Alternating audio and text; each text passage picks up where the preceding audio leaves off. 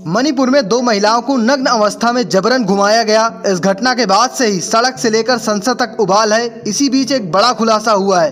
भीड़ की दरिंदगी का शिकार हुए एक महिला के पति कारगिल को युद्ध लड़ चुके हैं, रिटायर्ड सूबेदार हैं। उन्होंने बताया कि उनके इलाके के हालात बेहद खतरनाक और डराने वाले हैं। मणिपुर पुलिस अब तक मुख्य आरोपी हुई हीरा दोस्त समेत 4 लोगों को गिरफ्तार कर चुकी है।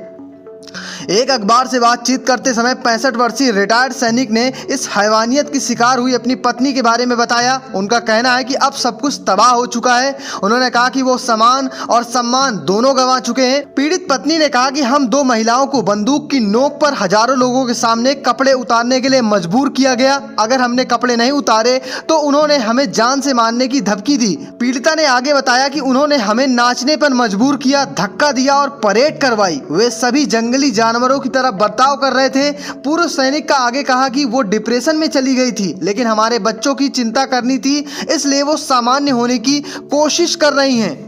रिटायर्ड सैनिक ने कहा कि मैंने कारगिल लड़कर सामने की जंग देखी है। जब मैं घर वापस आया तो मेरी खुद की जगह युद्ध क्षेत्र में तब्दील हो चुकी है। उन्होंने कहा कि 4 मई से हमारे गांव और घरों को आग लगाना शुरू कर दिया गया था। सभी गांव वाले जान बचाकर यहां से भाग गए हैं। मेरी पत्नी मुझसे अलग हो गई थी और 4 अन्य गांव वालों के साथ जंगल में छिप गई थी और इसी दरमियान कुछ हमलावरों ने हमारी बकरियां, सूरों को पकड़ा और गाँव से भी ले गए। इस दौरान मेरी पत्नी और अन्य लोगों को भी खोजकर बंदी बना लिया गया। पूर्व सैनिक बताते हैं कि महिला को बचाने की कोशिश कर रहे थे पिता और भाई को मौके पे ही मार दिया गया। उन्होंने बताया कि पत्नी के अलावा एक महिला और बच्चा, एक ही परिवार के 3 सदस्य जिसमें पिता और बेटी और बेटा था।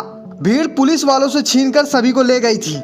पूर्व सैनिक ने हैवानों की भीड़ को याद किया और बताया कि मैं देख सकता था कि वे पत्नी और अन्य 4 लोगों को कुछ दूरी पर ले गए हैं। 3 महिलाओं को कपड़े उतारने के लिए मजबूर किया, हाथों में बच्चे के लिए महिला को बाद में छोड़ दिया गया और जाने दिया गया। भीड़ ने कम उम्र की महिला के साथ उत्पीड़न करने की कोशिश की और जब उसके भाई और पिता ने दखल दिया तो उन्हें मार दिया गया। उन्होंने बताया कि हैवानों की हैवानियत करीब 2 से 3 घंटे तक चली। वो देर रात अपनी पत्नी से नागा गांव में मिले। छोटी लड़की को उसका प्रेमी ले गया। फिलहाल पति पत्नी चूड़ा चांदपुर में राहत शिविर में रह रहे हैं।